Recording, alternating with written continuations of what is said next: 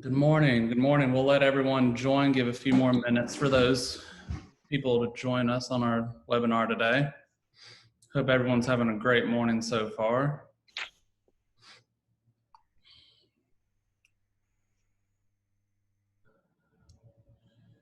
And a few people joining us. Looks good so far.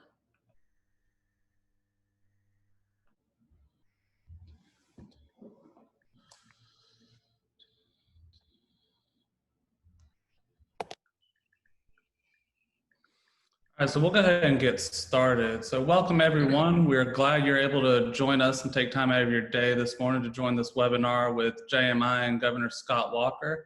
Joining us also is our President and CEO, Dr. Bob McClure, and our Vice President of Policy, Sal Nuzzo. Just a little housekeeping before we get started. If you have any questions during the presentation, please go ahead and submit those in the Q&A feature at the bottom of your screen. We'll also bring them up during the Q&A session a little later on in the program. Also, please be sure to mute yourself and close any extra browsers you may have open to help with connection. Now we will turn it over to JMI's President and CEO, Dr. Bob McClure. Dr. McClure. Good morning, everybody. And Austin, thank you for that introduction. I also want to briefly mention Austin Moser as our Director of Development here at JMI. He's been with us not quite a year, but given the recent coronavirus and all the issues we've been dealing with, many of you haven't met him yet. So over time, over the next 6 months or so, you're going to get to meet Austin, and he's been a terrific addition.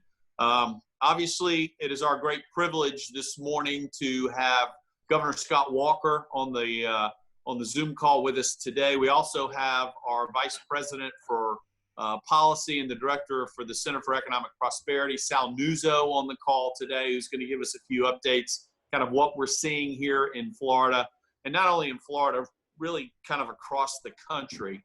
But as I said, it's my great privilege to have such a good friend, Governor Scott Walker. He has been for years a warrior for the cause, obviously governor of Wisconsin, and really has shown over the years, and I think this is critically important, as we engage in the battle of ideas, as we think through what is happening in the states and what is happening in Washington. The governor has shown us time and time again that good policy is good politics. Very popular, reelected. One, I would argue, if you throw in governor of the Wisconsin Supreme Court, has won multiple elections in Wisconsin, and has shown us that good policy, good conservative policy, well thought out and articulated properly with the right messenger, can win, even in the cradle of unionism, historically, a state like Wisconsin, which was incredibly blue for many years, and is now, if not purple, slightly red. We'll let you comment on that. You know better than us. So it's our great privilege to have the governor, and it's our great privilege, obviously, to have Sal Nuzzo. Before I turn it over to the governor, because I really want to hear what he, briefly that about Wisconsin, but also more broadly about the national focus. Sal, if you could give us a quick update on kind of what you're seeing in Florida and kind of across the country from a Florida perspective for our audience. Sure, and I'll be real brief because I know we want to get to the governor as quickly as possible. A couple of notes that I'll point to from Florida: the job numbers, as we expected. The unemployment rate went from 4.1% after a low of 2.8% to 4.1% to now at just under 13%. And so I think it's something we all expected. The big question for Florida and for other states is going to be, what is the shape of the recovery? Is it a U shape? Is it a V shape? How steep do we get? One of the things I'll also point to statistically is there's a big concern about how this is going to impact the revenue figures for the state. The Revenue Estimating Conference put out numbers just the other day and said, I believe it was for the month of April, the tax revenues were down $800 and some million for the state of Florida. So when you factor in March and April, the hit to the state fiscally is now approaching or just over $1 billion. And so as Moody's has projected over the course of the pandemic cycle, we're probably going to see somewhere in the neighborhood of on the low side, $6 to $8 billion in impact, and on the high side, depending on if there is a second wave, somewhere north of $10 billion. And so at this point, the legislature is holding off on a special session. Our reserves are incredibly strong. The governance system is well prepared for something like this.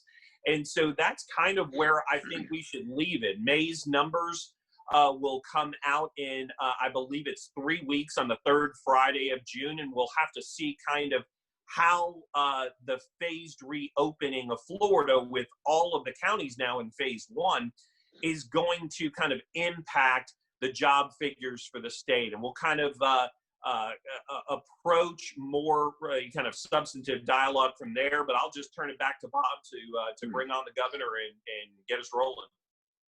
Great, thanks, Sal.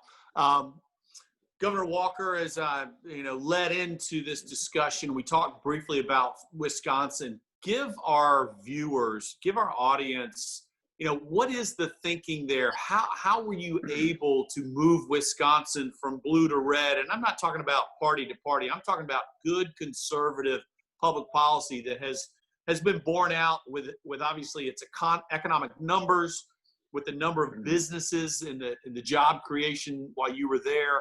Talk about how you were able to do that, and then we can get into the broader discussion about the Sure. COVID-19. Yeah, no, thanks, Bob and Sal, and thanks everybody for joining us here today. I love being with you guys. I wish I was there in person, and we'll be coming back probably within the next year, and it's been good to be with you in person in the past, so thanks for having us on today. Yeah, in Wisconsin's case, it's actually very timely because many of the challenges we faced 9 years ago when we came in were very similar to what states are facing now and will be for the foreseeable future. Obviously, COVID-19 was unique, and we'll talk about that. But when you think about an economic downturn, the one before was obviously over several years, not just several months, and a big fiscal problem we inherited in Wisconsin, largely because the federal government back in the time of that recession in 2008, 2009, coming into 2010, they gave all sorts of stimulus money, which were really by and large about bailing out state and local governments. That money dried up. And so when I came in, we had about a $3.6 billion gap in our budget. We, in a state that's only about 5.8 million people, we had an unemployment rate 10 years ago that was 9.3%. And we just knew coming in that we had a short window. You mentioned it. In fact, before 2016, the last time a Republican had carried the state of Wisconsin in a presidential election was when I was in high school. Ronald Reagan was president. So wow. It had been a long time. We'd been close with George W. Bush in 2000 and 2004, but we hadn't got over the hump. And it had been a long time since Republicans had control of everything. But in 2010, we came in with a very clear message, a lot like Rick Scott and others did in Florida and other governors and leaders did across the country. In our case, though, we took a very, very blue state and we made the case that we had to turn around the economy and we had a plan to turn around our fiscal problems. And then we came in and did it. And I would argue we thought more about the next generation than just the next election, which seems counterintuitive, but you're right. When you say good policy is good politics, doing the right thing, doing big, bold reforms actually helped us. Wasn't the reason we did it, but helped us in the ballot box. We gained seats in our legislative majorities. I was reelected, actually totally, in total, I should say, was elected 3 times because of the recall election. But more importantly, today, our reforms of changing collective bargaining in the state that collective bargaining was founded in. Collective bargaining started in Wisconsin. AFSCME, the Public Employees Union, started in Wisconsin. The progressive movement started in Wisconsin. Right. That's why they poured out, like something like 100,000 protesters to occupy our state capitol, because that was their birthright. They felt like here in the state, by changing collective bargaining, by putting power back in the hands of the taxpayers and the people they duly elect, not just in state government, but in local government and their schools as well, has completely changed not just the budgets, but the way our schools and our local governments operate. And so today, we sit, after my 8 years in office, the rainy day fund was 190 times larger than it was when we came in. Wow. The pension is fully funded. We had a surplus every year. We built up additional resources and the bond rating went up. All these good things as well as empowering not the government, but the people to create more jobs and more opportunities.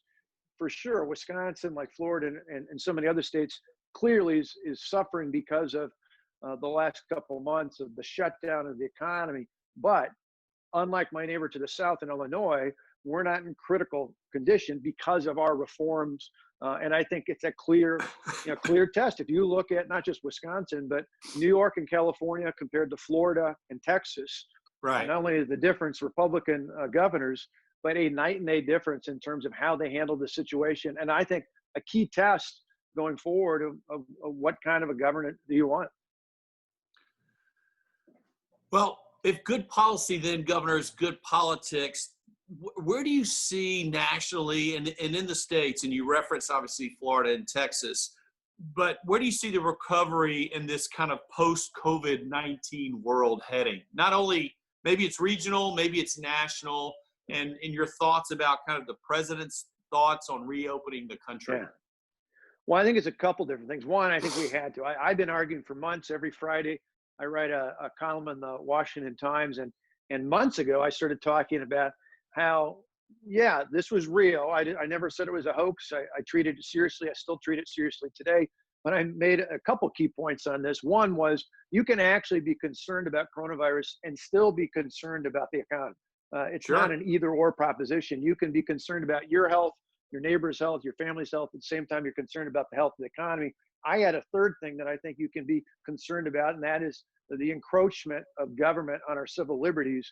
Those three things I think are not inconsistent. One person can have all three of those same concerns at the same time. And I felt for too long, even some in Washington, but certainly some of the state and local leaders were too focused on coronavirus, on the health aspect, and they had no game plan for the other things.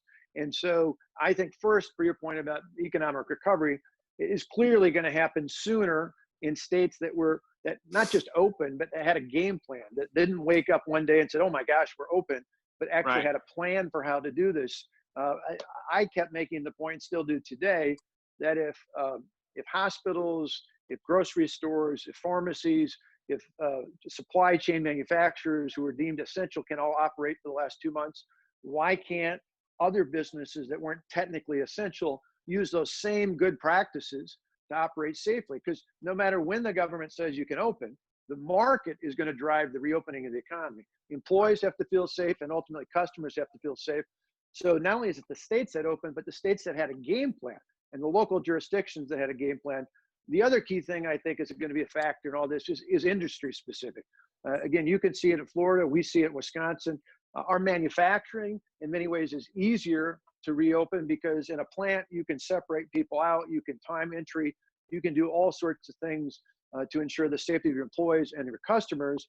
In Florida, like Wisconsin, tourism is a big deal. And so, whether it's Orlando with a number of the big attractions or the beaches or other places, or Wisconsin this time of year with our lakes and a lot of our water parks, in both cases, that's going to take more time just because the consumer is still very concerned. So you got to have unique plans, not only by geography, but also by industry. Well, Go ahead, if Sal. I could jump in on one of the issues that you dealt with from the time that you took office, and it's continuing now, is the issue of healthcare. Whether it was kind of battling against the implementation of Obamacare into 2016 and the repeal and replace effort, and now the virus itself is ultimately a healthcare issue first. So what do you think ultimately this says about the need for, whether it's government involvement at the state level or national level, for healthcare delivery and then health insurance moving forward? Well, that's a great question. And I think one that's wildly undercovered by so many in the media. I've written for and with the National Taxpayers Union a number of times on this lately. And it's a great point because it ties in. In fact, when I first started talking about it, you had Bernie Sanders and AOC and others saying, aha, this is why we need Medicare for all. This is why we need government-run healthcare. My reaction and my writings on this early on were, aha, this is actually the opposite argument. That fundamentally the opposite is true, that the problem with the current healthcare system is not that it's market driven that we should be defending it. We should be changing it, but not changing it to be more like the government. That's the problem. Medicare and Medicaid and all the regulations to get funding for that are what makes our healthcare system, even if it's not government run technically, it makes it run by the rules of the federal and state governments, which makes it obsessively bureaucratic. Prime example of this is, and I give credit even to a Democrat governor in Colorado who came out a week or so ago and said, hey, we need to change the coding because a number of these deaths are not COVID related, but the hospitals had a crazy incentive to classify someone as being COVID related because they got a higher reimbursement rate under the CARES Act Right. if it was COVID-19 related. And so that makes my point that healthcare is not operated like the market in other areas. It's driven by government regulations, which drive its funding streams. If anything, the big takeaway from all this is if we want a healthcare system to be ready, which they weren't, it wasn't just the federal or state governments, our healthcare systems overwhelmingly were not ready with respirators, with PPE, personal protection devices, with all sorts of other equipment out there. That was because they were driven too much like the government. If they were much more market driven, if consumers had more choices and it wasn't driven by the coding and other things tied into federal and state bureaucracies, we would be much better served, not just in moments like a pandemic, but I think overall we could truly shop around and make the right choices, since most of our healthcare decisions are elective. They're not reactive or emergency. Mm-hmm. Governor, the discussion always, you mentioned it too, this idea of balancing civil and property rights with the public health concerns. And I want to talk, I'm going to ask you just a minute about kind of the three branches of government. Talk a little bit more about your observations and your thoughts on this idea of public health versus the private economy, public health versus the idea of balancing civil rights and property rights, because property rights are at stake as well. Mm-hmm. Well, and it's one of those, again, where the logic's got to tie all together. I felt like all too often over the last few months, we've seen the suspension, not just of the economy and of schools and of government or of business. We've seen the suspension of common sense. And it goes back to what I was saying before, we can walk and chew gum. Yes, there was a legitimate healthcare issue. I went back because, as you can imagine, me making points about opening the economy immediately had me to become a target of many in the media and the left, sometimes indistinguishable, but of saying, oh, you care more about people making money than you care about or people's lives. I went back to March 13th, the column I wrote before Wisconsin and most states were shut down. And in that column or that post on Facebook, I explicitly said, hey, this is a real deal. We've got to stop having big concerts and sporting events and other things, because at the time we could see the escalation of the infection rate. I said, we've got to limit exposure, because there was a legitimate concern about hospital capacity, particularly when it tied into intensive care units. It was the whole bend the curve thing. Well, we bent the curve, and now we've got people saying, well, we can't go out until there's a cure. No. That's not what the so-called healthcare experts told us. And so that's where there's a place for that. But because this is all new, that's why you have elected officials who, yes, have to listen to public health officials and take that into account, but they have to balance that. That's what a republic is about. You have to take these ideas and balance everything together and then act in the best interest of the people who put you in office. And that has been a huge failure out here. And I would argue it's not just about the health of the economy. I'll give you one more quick example just to take away the rhetoric of the left. I would contend reopening the economy is a health issue. Yeah. It is a public health issue, not just for the dramatically high numbers of people taking antidepressants, of suicide attempts, of all the other things that may be somewhat obvious. But I would argue for the last few months, there have been significant numbers of Americans who've missed out on doctor's visits. They haven't had their kids in for routine checkups. They've missed mammograms. They've missed opportunities for early detection for things like cancer and heart disease and other things. There is going to be a health consequence because of that as well. And that's why you've got to take all these things and balance them together and be reasonable. Yeah. And Governor DeSantis recently pointed out when they did the phased reopening that while they call them elected procedures or elective procedures, in most cases, it's not like something that you just want to go and get, that they categorize these things, but it is, things that people really do truly need to get. Well, even something as simple as a knee or hip replacement, that's Mm-hmm. not like getting a nose job or a facelift.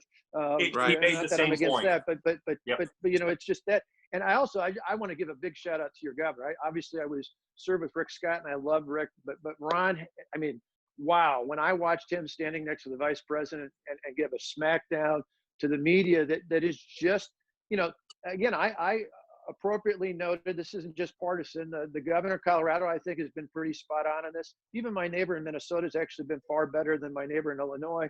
The governor in Louisiana, Democrats, been reasonably good if you look at the rankings that Right. Steve Moore and others have put out. But my goodness, I mean, the media just falls back and buys into this bogus argument that if you're opening things, you just don't care about people. And that's not true. And I thought Ron DeSantis did a fabulous job of making that point.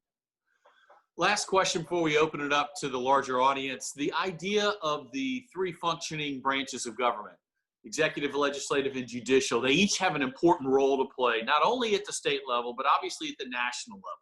You think legislatively what Congress may or may not do going forward, what they've already done. You think about the role of the president, obviously, and then whatever judiciary decisions need to be made.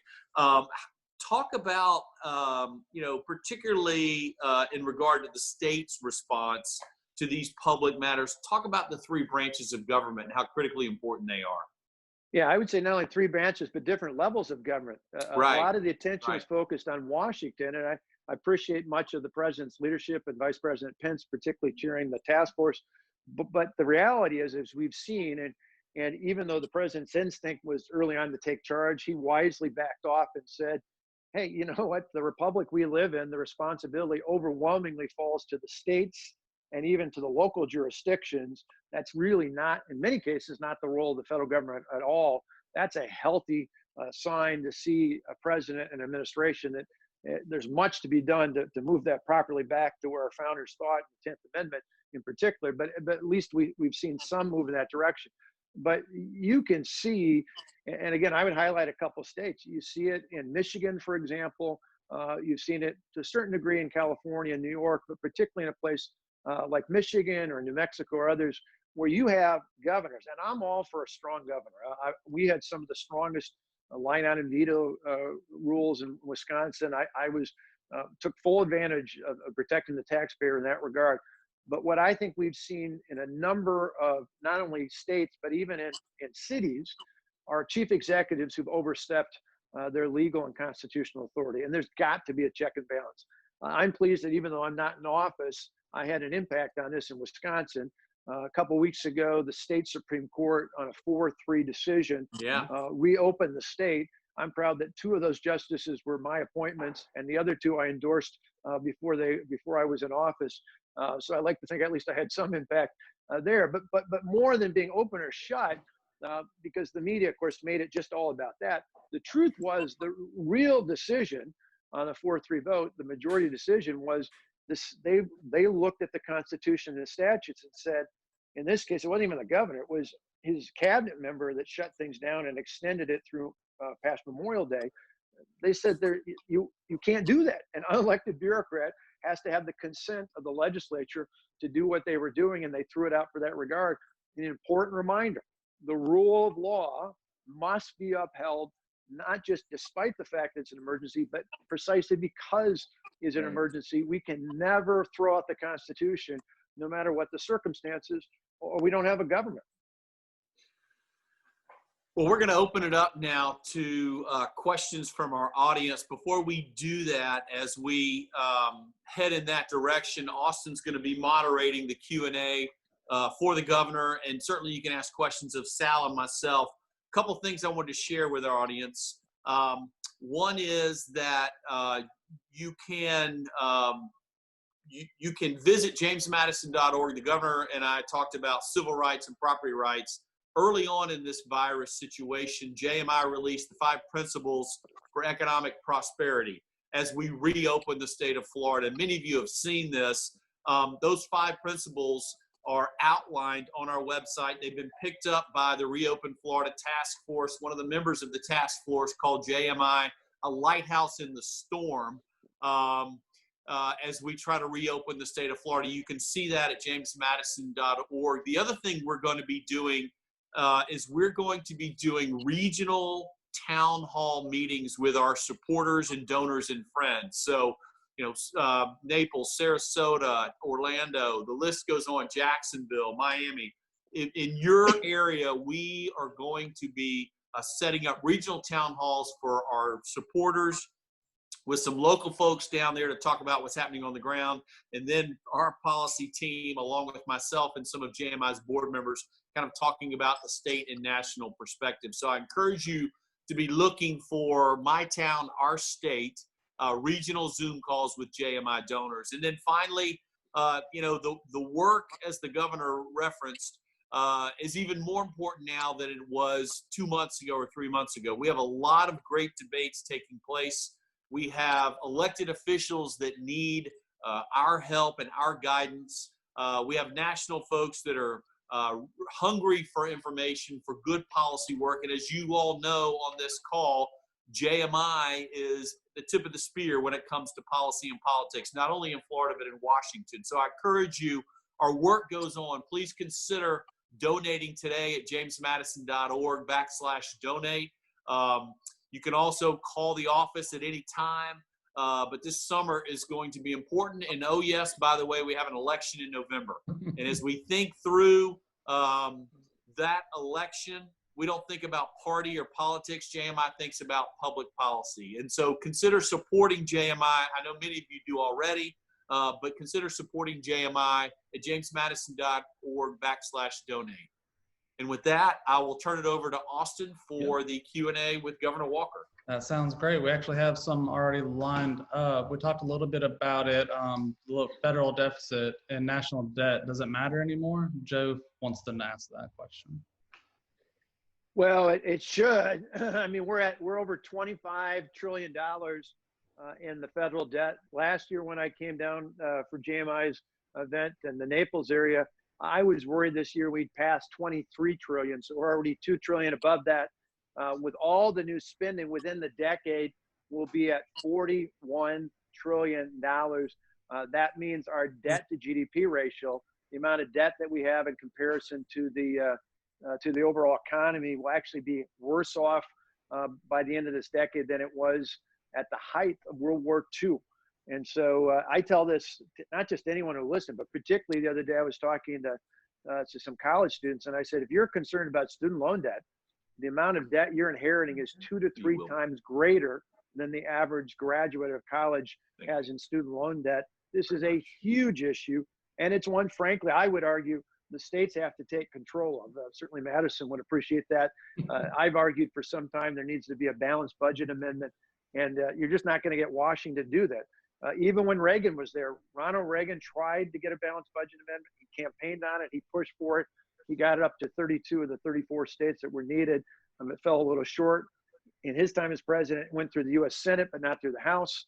After the Contract with America, Newt got it through but the House, but not the Senate. In the end, the federal government just does not have the capacity to deal with the debt and the deficit crisis that we have in this country. And even though some states are better than others, all states are better than the federal government. And that's saying a lot, because that includes states like Illinois and California. That is saying a lot. Another question we have from Jeff: what advice would you offer Governor DeSantis on how to get tourism back to Florida? Well, I think one of the things they're doing, and not just he's doing, but in conjunction with local leaders, we're trying to do the same thing here this summer when it comes to our lakes.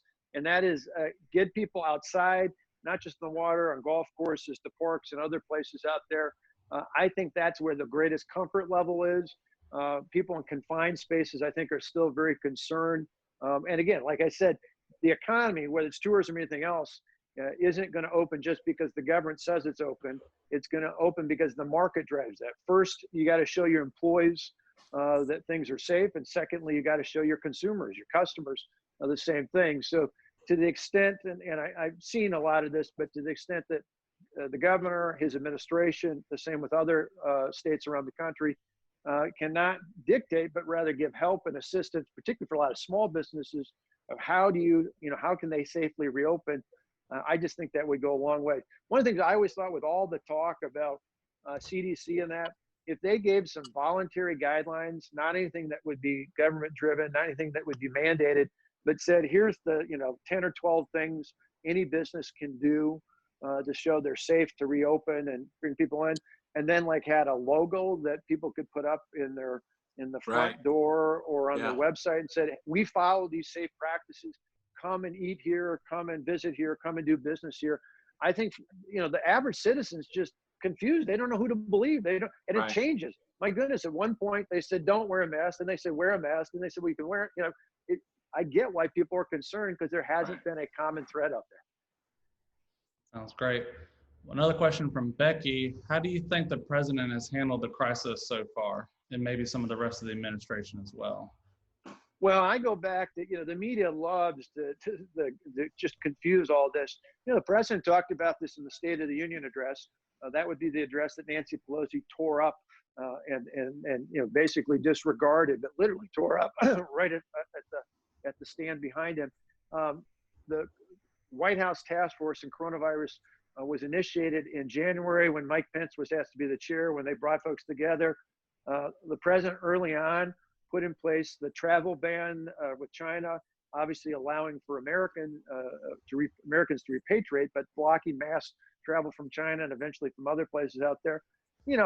As a governor, you look back, no matter who you are, no matter how good you handle a situation, 20/20 vision allows you to adjust things you might tweak in the past. But I think overall, he's done a good job. And particularly, as I mentioned before, his gut instinct as a business person is to take charge. And he did take charge of significant portions of this. But I think on occasion, when his instincts took him too far, I give him credit. And I got to assume part of it was Mike Pence, having been a governor and a very devout follower of the 10th Amendment, understood that, hey, wait a minute, no, I need to give these, not give, they're not his to give, but I need to ensure that we're not overstepping what legitimately should be the role of the states. So I think overall he's done very well. Good.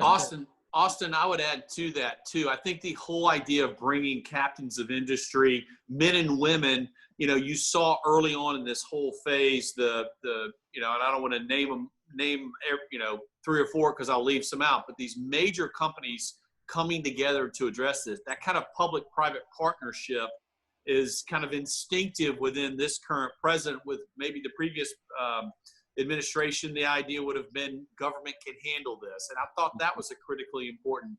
Not only is it effective and efficient, but it's a tremendous sign. It gives people this idea that government doesn't have all the answers. In fact, doesn't have most of the answers. So I thought that whole public-private partnership was critically important at the beginning as well.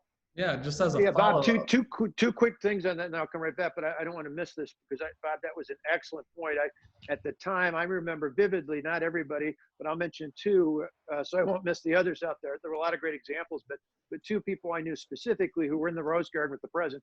One was somebody everybody's familiar with, Mike Lindell from My Pillow. He's from my neighboring state of Minnesota. Mike talked to me early on about what he was going to do. Just dynamic to see how they just in a heartbeat switched, started making the mask, started doing this. He was so excited to be making an impact on that. And I think you're right. The other one was a company called Jockey, which makes underwear, which is right here in Wisconsin. What I loved about their story was not only that they stepped up and converted to make things that were needed now, but their history. The CEO talked about her grandparents when they ran Jockey converting to make parachutes for World War II. Wow. And so there's a great legacy that was that example. And I mentioned at the time exactly what you said, Bob, which I think is just spot on. This president's instinct was to say, hey, we need to bring people outside of government, and we need to be people who are, in many cases, far more innovative and creative.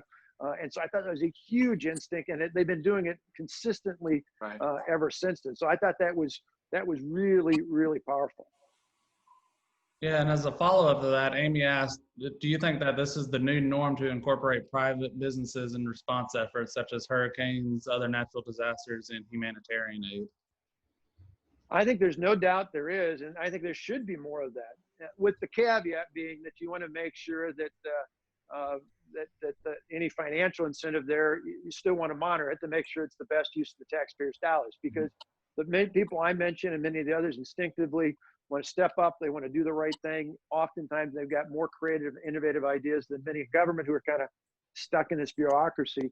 But you also you got to be careful, because then there are others who oftentimes try to make a business out of helping government, but they're really not providing the services you need. So you just would make sure there's clear accountability to make sure that anyone who is a part of that effort is doing what they said they're going to do, and that the taxpayers' dollars are being spent wisely.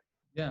And this kind of speaks to a column that Bob wrote not too long ago, articulating the response to the BP oil spill 10 years ago, where the state established a group representing kind of the captains of industry in the area affected, that were responsible for administering the funds to make sure that they were getting right to the affected communities and to the parties that were needing to kind of revive that economy, and who knew on the ground the best use of those funds.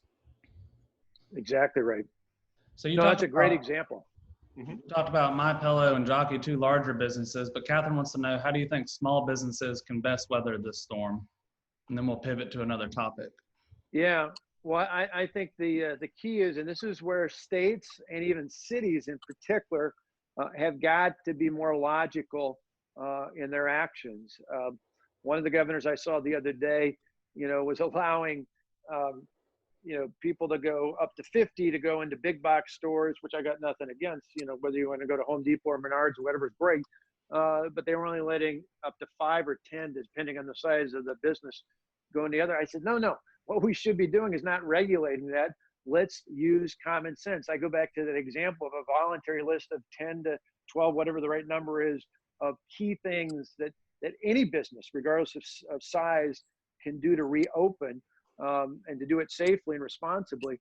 Then allow them to do it. If you say, you put that logo up, you don't need the government to regulate that. The consumer will self-regulate that. If they see people not following reasonable guidelines, they'll push back. It'll be up on Facebook and Twitter and all over the place. But let businesses be the ones who make those decisions.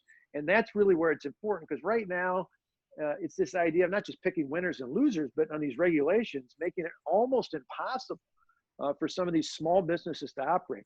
One other key thing, and it's critically important, particularly to the tourism industry and hospitality, but small businesses as well, and that is something the federal government can and should do, and that is fix the unemployment problem they've created. I don't mean just unemployment. That's a problem in and of itself, but what they have done, particularly if you're making, a lot of the hospitality industry, people are making $10, $15, maybe $20 an hour, typically not more than $25. Well, across America, because of the CARES Act, which there was some good in, the personal paycheck protection, the Paycheck Protection Plan was probably about the only thing in there that I thought was reasonable, because it was kind of like a takings. They said, hey, we shut your business down, therefore we should give you some help so you can keep your employees on the payroll. Yeah. That certainly helped small businesses. But what they, full of good intentions, but done in a way that really is backfiring, I think, and that is they gave $600 to every person who's unemployed through the end of July, on top of whatever they get from the state. So, for example, you're making $10 an hour, that means $400 a week, you get laid off. Now, normally in most states, you'd make about half of what you made previously on unemployment. So you're making roughly $200 a week. They just gave you $600 from the federal government on top of that. Now you're making $800. You're making double on unemployment what you made when you were working before. Who's going to come back from that job? Who's going to go back to work, particularly when you're already concerned to begin with? That was a really dumb move. And unfortunately, they caught it too late, and Bernie Sanders threatened to filibuster and the whole bit. They've got to find some way to fix that, whether you pull it back and allow people to make it up with a payroll tax cut or something like that. Again, Stephen Moore and Art Laffer and others push that. Or at the minimum, even if they don't do that, adjust the benefit to say, hey, if you go back to work, we're not going to pull the rug out. We'll at least make you whole so that you don't lose the money you would have been paid on unemployment through July 31st. So at least there's some incentive to get people back in the workplace. If not, small businesses in particular are just going to be, I mean, frankly, they're going to be screwed. Yeah. Yeah, I've heard some ideas floated about that very thing. How do we kind of correct the the term is the perverse incentive? The individual is acting rationally. I mean, they're acting in a way that they're concerned.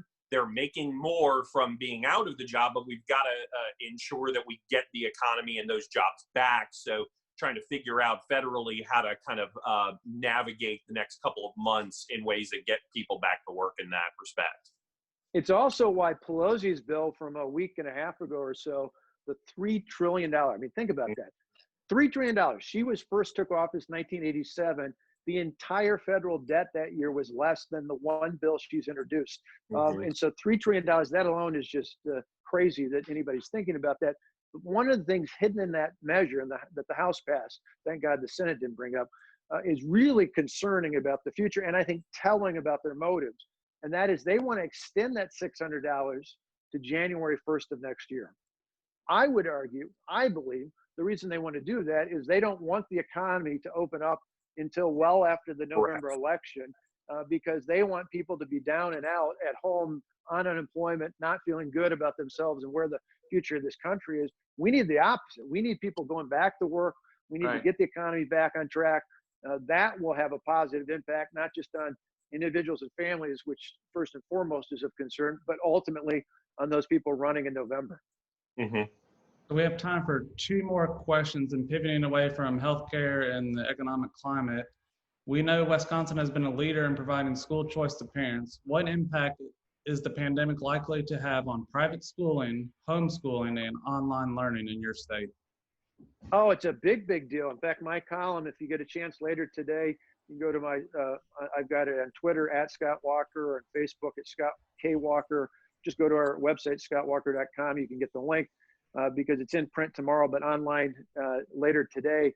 I write about this. I actually was speaking to a group that supports underprivileged schools in the New York Archdiocese. I was talking a week ago to some of the leaders in Florida, and it's all consistent. Nationwide, we're looking at just Catholic schools alone are looking at as many as 100 schools across the country not reopening in the fall, including, ironically, Nancy Pelosi's alma mater in Baltimore, which was the oldest girls' Catholic high school in the entire state of Maryland.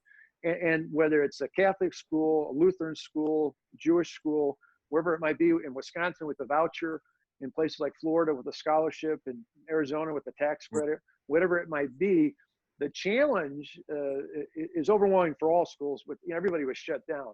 Almost every school in the country was shut down for this semester, and some, like Chicago, aren't even coming back till January. The problem with private schools in particular is that you've got not just the folks who get the scholarship or the credit, in my case, the voucher. You've got other families who might be middle-class families, but now, because of the economic uncertainty, are questioning whether or not they can afford to send their kids back if they took a pay cut or they don't have a job, they don't know what the future is. So there's just many of these schools were challenged before because they were overwhelmingly providing quality education and values formation, but they were providing it in low-income, highly impoverished neighborhoods across this nation. You add to that now the shutdown itself, the big concern about how many families are going to be able to come back. That's important, not just to protect those private schools. And the scholarship program in Florida is a good example because of the changes in the economy. That affects how much money goes into the program. So each of these states are unique. The other challenge is, and why I think there needs to be some additional assistance to keep these private schools going, not just for those students, not just for those parents who made that choice, but candidly for the public schools. If you had just 20% of the private school students in America not coming back for any of these reasons I just mentioned, that's $15 billion of additional cost to state and local governments, in many cases money they just don't have. And in a city like Milwaukee, which was the original voucher program in the country, the public schools just don't have the capacity. There's no way they could take that many students back in. So I want to stress to folks across the country, it's not only important because they're getting, again, not only great education, but tremendous values formation and the benefit of character development that you see at so many of these private, oftentimes religious, faith-based schools. But it's also important for our public school students because the money's just not there to let these kids come into the public system if the private schools fail. That sounds great. So we have this one last question, and my pretty good hot topic here. College football is pretty much our religion down here in the South. I'm sure it is in Wisconsin and Big Ten country. But do you think, with the recent news last week, the University of Michigan is looking for a way to avoid playing and losing football this year? And do you think the pandemic will provide a convenient excuse for all Big Ten teams to cite when they inevitably lose the national championship to an SEC or ACC school? I'm ready to be at Camp Randall right here and watch the Badgers play. In fact, showing you that I'm showing off the beauties of my technology. I said, if not there, I'll at least be at Lambeau Field, where the Green Bay Packers are going to be on their way to restoring the Lambeau Trophy, or Lombardi Trophy, to Lambeau Field where it belonged. No, this is a big deal. I mean, this just shows the kind of challenges that we have. I think professional sports are going to be better at it than college sports are going to be, unfortunately, because of college sports overwhelmingly driven by public institutions. And all it takes is a few of them in a few states to screw things up. But I'm excited, again, thinking about your state, thinking about the possibility, or at least we're hearing early signs that the NBA might come down to Disney and play at the sports complex there. I'd love that, because with Giannis and the Bucks, they were well on their way to an NBA championship, and I don't want this season to end. I think golf coming back is great. I think NASCAR coming back is great. Those areas are easier. It's going to be trickier when it comes to other sports, but if at least nothing else, even if you can't be in the stands, at least let us televise these games. Because as you know, in the SEC, in the Big Ten, and some of the other big conferences out there, people will watch these games. For goodness sakes, I watched every second of the NFL draft. I even did it online with my 2 adult sons. I usually only pay attention to the Packers draft, but I watched everything. Why? Because we're hungry for live sports. Right. And I think for America, there's just something important about that. Even if we don't get to sit in the stands the way we normally do, at least early on, there's got to be a way that we can bring sports back. And why did the Packers? Why did the Packers draft a quarterback again in the first round? I don't swear, but I swore that night. And, So I needed to go work out for a long time after that pick. Maybe we really wonder what was going on. But between the draft and the Last Dance, I think a lot of us watched every second of each of those because we're just missing sports. Right. So assuming college football is played, we want a prediction of where the Wisconsin Badgers fall in the Big Ten. Be back in the Big Ten championship, no doubt about it. All right. That sounds great. So is there anything? And then the Packers, that's why I was so frustrated with the pick of a quarterback. And the Packers were one game away from the Super Bowl. You think they'd figure out a way to stop the pass rush for the 49ers, but I'm still optimistic. Any last words before we wrap up here today? Well, just thanks to the James Madison Institute, you guys at JMI, all your supporters, everybody listening in, for continuing to fight for freedom. I know what you do is so important in Florida, whether it's on taxes, education reforms, spending. But really, the JMI's had a tremendous impact across the country. I see it in the work I'm doing to help the National Taxpayers Union. And we really appreciate all that you do to support the team. And to the team, Bob and Sal and Austin, everybody, thanks for what you do. Great. Well, thanks everyone for joining us today. We certainly appreciate you taking time out of your morning. We'll see you next time on My Town, Our State series starting in June. Thanks, Governor. Thank you. Thank you.